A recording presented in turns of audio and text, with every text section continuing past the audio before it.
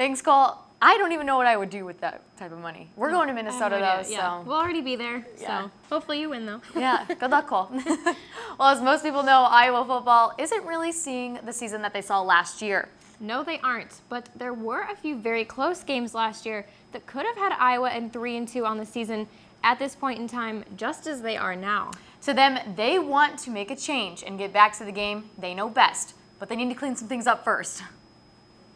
To say the last 3 weeks for the Iowa football program has been a reality check would be an understatement. After a 3-week skid of losing to North Dakota State and Northwestern, plus barely pulling out a win against Rutgers, this team still isn't panicking. It's nice to see guys flying around out there. Nobody's really hanging their head. Everybody's, ready to get back out there, and it's gut check time. We need to win, but just like every week, we need to win. It's the Big Ten. We're not satisfied with the loss or anything like that, but our main focus is on to the next game, and we don't want to dwell over a loss and kind of let that set us back or anything like that. So we want to move on to the next game. The little mistakes that keep piling up for Iowa seem to be just that, little, but most importantly, fixable. On the defense, tackling has become a notable issue. We have a lot of things that are fixable on there, just little things. One play that got out, we didn't set the edge on, just little things like that. Being in contain on pass rush, details that definitely were correctable. I would say just the things that's been hurting us like this year, leveraging the ball and wrapping guys up, making sure we bring them to the ground as a complete tackle, and just everybody getting to the ball at once. And that's going to help us in the long run. And if we keep doing that, we'll be successful at it. For the offense, the left side of Iowa's offensive line saw some inconsistencies too, but those don't seem to be a big concern. At times we were really good, at times not so good. And that is football, that's life. That's what you're going to have that. You're going to have the ups and downs, but we felt like we needed to get better, and especially me, I needed to get better. And that's what kind of we're focused on, is just getting back playing out football this week. It is mental. It's nothing like huge that we need to change. It's just a lot of those little things that we got to really hone in on and fix, to be successful. We didn't touch on the run game, but there needs to be a spark in that position too, and I think that they know that. Oh yeah, Akram Wally was talking about on Tuesday how him and LaShawn Daniels just aren't seeing those holes like they saw last year, so they can't really have those explosive plays. But I mean, that plays in with offensive line too. Exactly. That needs to be blocking. Exactly. As it is Friday, I'm actually really sick of talking about sad stuff. Oh, me too. So we're going to surface a little fun aspect of last week's game.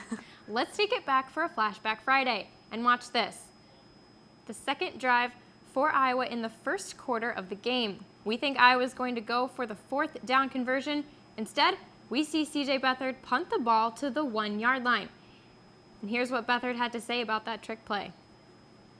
That's asked again, and certainly I'll do my best to punt it again and get down to 1, hopefully. That'd be cool. But I actually punted in high school. I was a punter in my senior year of high school, and punted pretty well in high school, but I haven't had to do that here. But in those kind of situations like that, we kind of put it in a couple weeks ago, and you guys had the opportunity to call it last week, and it worked out good. There's been 2 plays so far this season that I've seen Iowa at an elite level.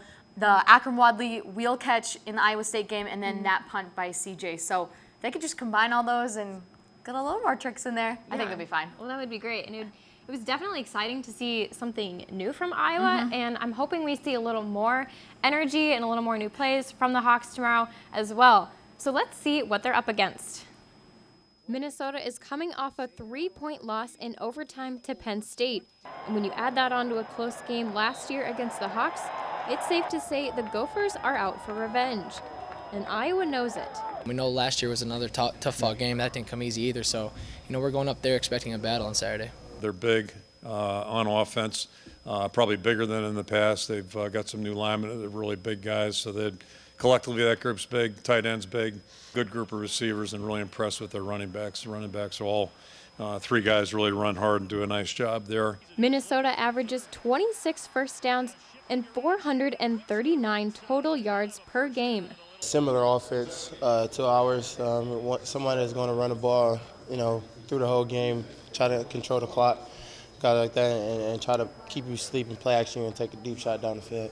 And with an experienced veteran quarterback in Mitch Leidner, the Iowa defense will not have an easy task. He's a very good player. He's big, he's physical, you can run, throw, and he's a leader. I mean, at least from our vantage point, he looks to be a very strong leader. So that's everything you want in a quarterback, and it's going to be a big challenge for us. We know that. We have to be good up front, you know, and I think that's where they get started. They run the ball first, and then it opens up their play action passing game. So, yeah, I think every game starts up front, but especially against a team like this. And as for the Minnesota defense, they're allowing 123 yards on the ground and only 4 rushing touchdowns this season. Very athletic on defense. They play hard and very, very athletic. And then special teams-wise, they're good on special teams. They rotate their backers a lot.